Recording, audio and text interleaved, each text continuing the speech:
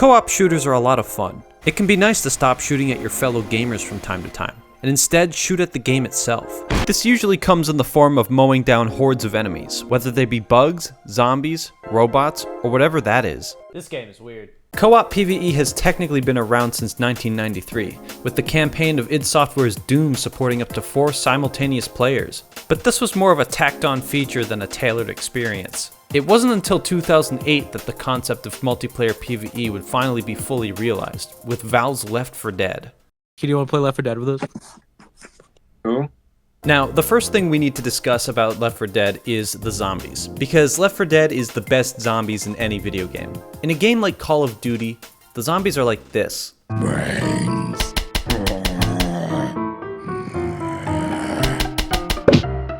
Now, in Left 4 Dead, they're more like...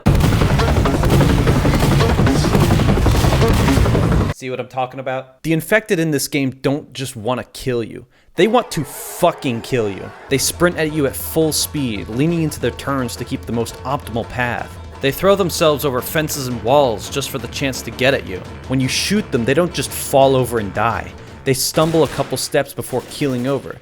They clutch the bullet wound you just gave them while slowly slumping to the ground. And sometimes they do this. It's this kind of dramatic attention to detail that makes the Left 4 Dead infected some of the most fun enemies to fight in any game. Oh! Something I've come to appreciate about the Left 4 Dead series is its characters. You take a look at some of the popular shooters of today, and the characters in those games just cannot take any situation seriously. These people are literally shooting and killing each other, and all they have to say is stuff like, "Imagine if I died right now." So funny. The Left 4 Dead survivors, on the other hand, are written like actual people with thoughts and emotions. They react accordingly to in-game situations.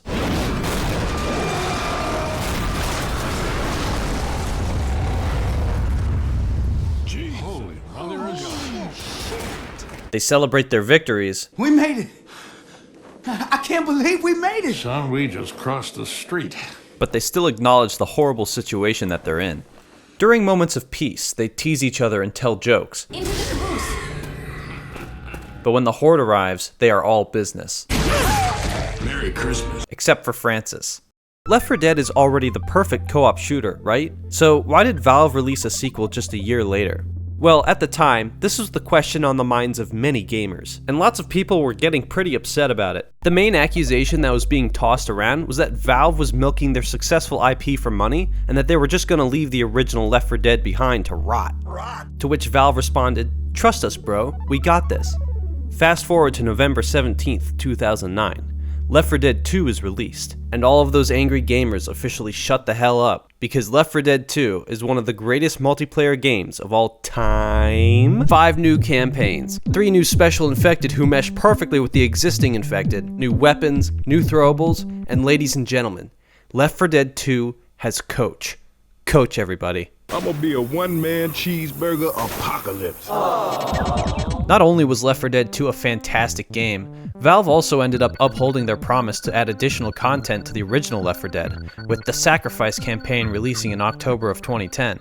Left 4 Dead 2 would also go on to receive mod support, effectively adding an infinite amount of additional maps and content to the game. Players could finally play with the secret 5th character that was scrapped late in the development of the original Left 4 Dead, Purple Francis. Ready?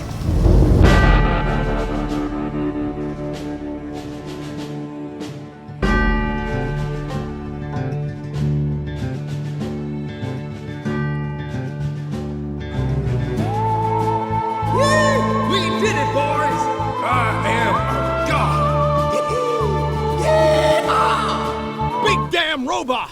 I really enjoy Man vs. Machine, but the first thing you need to understand about this game mode is that it's an outdated, busted up piece of shit, even though it released 3 years after Left 4 Dead 2. MVM's main gimmick is the upgrade shop. Destroyed robots drop credits that can be spent on upgrades that enhance your mercenaries' abilities, and are essential to surviving the hundreds of robots sent your way. These upgrades may be MVM's defining feature, but they're also its most glaring pain point. Not only are the upgrade descriptions painfully uninformative to those just getting started, some upgrades just straight up do not work as intended. Did you know that the second tick of the minigun firing speed upgrade doesn't do anything at all? Except for the Tomislav, which doesn't work on the first tick. And did you know that the sentry gun firing speed upgrade only works on the first tick? Most of the time? There are also plenty of upgrades that serve absolutely zero purpose in normal gameplay, other than being noob traps for new players to waste credits on. A new player might see the knockback rage upgrade for heavy and think, wow, this upgrade looks awesome. Surely this will aid me in keeping the robots at bay. But surprise, what the game didn't tell them is that the knockback rage upgrade halves their damage while it's active. So not only are they pushing robots out of damage ramp up range, which is its own convoluted mechanic that the game makes no mention of, they also do way less direct damage. Also, the burn time upgrade for Pyro doesn't work on any of his weapons, because programming is really hard when you don't give a shit. On the subject of Pyro, there's a certain secondary weapon that has left a gas can shaped stain on the overall balance of man versus machine. If you know anything about MVM, you know that Explode on Ignite on the Gas Passer is the single most powerful upgrade in the game mode. For just 400 credits, anytime a robot doused in gasoline takes damage of any kind, it'll cause an explosion dealing 350 damage. That is ridiculous. That's roughly the same amount of damage as a fully armed crit sticky. Crit stickies are already extremely powerful in MVM. They specialize in taking out uber medic robots in one calculated But why go through all the effort of buying crit canteens, or ramming a Kritzkrieg up your demo's butt, when Pyro can make the one-time payment of 400 credits to gain access to a button on his keyboard that does the job just as well, if not better? Pyro is already a solid giant killer, as well as the best tank buster in the game, so giving him a tool that not only enhances his crowd controlling ability, but also allows him to solo uber medics, it greatly devalues the teamwork and coordination that is otherwise necessary to complete the more difficult waves the game has to offer. Even still, underneath all the microtransactions, gambling, and jank of MVM, there still lies an inherently fun and unique game mode, and hopefully Valve recognizes this. They've confirmed multiple times at this point that a new update for MVM is in the works, which is a huge opportunity for Valve to fix the unbalanced, bug-ridden upgrades and the terrible matchmaking system that have plagued the game mode for almost a decade at this point. But I'm willing to bet real money that all they're gonna do is add a bunch of workshop maps, some new Australiums, and call it a day. Man, if only there was a multiplayer PVE game with the depth of man vs. machine and the polish of Left 4 Dead 2. That'd really be something, right? But that could never happen. Unless...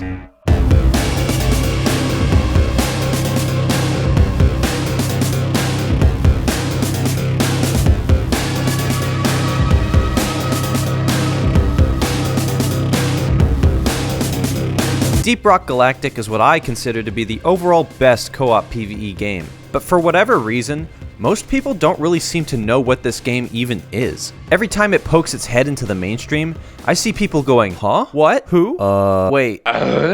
So to all the confused gamers out there, I'm here to tell you that this game is all about drinking beer, squashing bugs, and playing with dirt.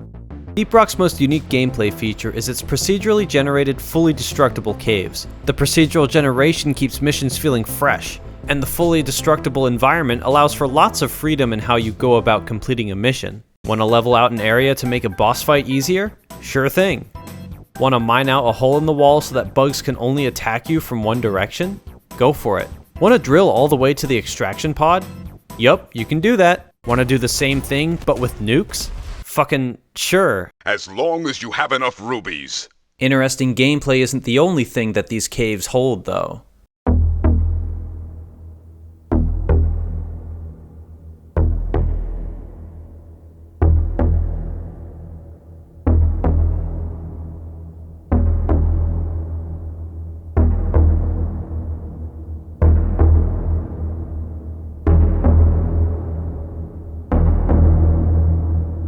I have not seen enough praise for how good the atmosphere of this game is, and I think that's because it's easily overshadowed by the engaging combat. When you're not fighting bugs though, the game treats you to 10 unique environments, each with their own cave generation, vegetation, and creatures. The glacial strata is entirely composed of jagged ice that twinkles with the reflections of nearby light sources. The rich and varied plant life of the dense biozone and Hollow Bow are as dazzling as they are hazardous, while the bioluminescent lichen of the Azure Weald is just fucking gorgeous. The real depth of this game lies not in the caves though, it's in the upgrades. Each of the 4 classes have access to 3 primary weapons and 3 secondary weapons, with each weapon having access to 5 upgrade slots with up to 3 different upgrade choices. If this is starting to sound a lot like Man vs. Machines upgrades, that's because it is. But while MVM's upgrades and currency reset every mission, Deep Rock's persist. And unlike MVM, Deep Rock's weapons are incredibly balanced, despite the diverse playstyles they offer. Because of this, there's tons of room to experiment with different builds and strategies, and this is further amplified by the existence of weapon overclocks. Overclocks are obtained by completing these self-contained challenges that have a random chance of spawning inside a mission. The effects of an overclock range from, okay, I got more ammo and I reload faster now, to this. With so many weapons, upgrades, and overclocks, it's easy to spend hours tweaking and modifying your dwarf until you get the perfect loadout. I think half of my time playing this game has been spent in the main hub creating and customizing loadouts for all of my dwarves.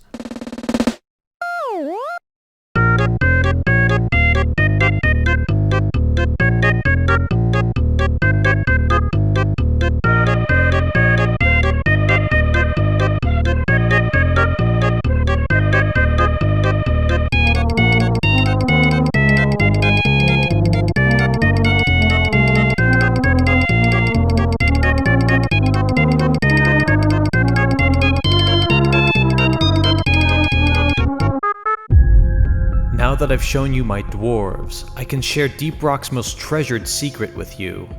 This is Holly. She's played a lot more Deep Rock than me. Holly, what is Deep Rock's most treasured secret?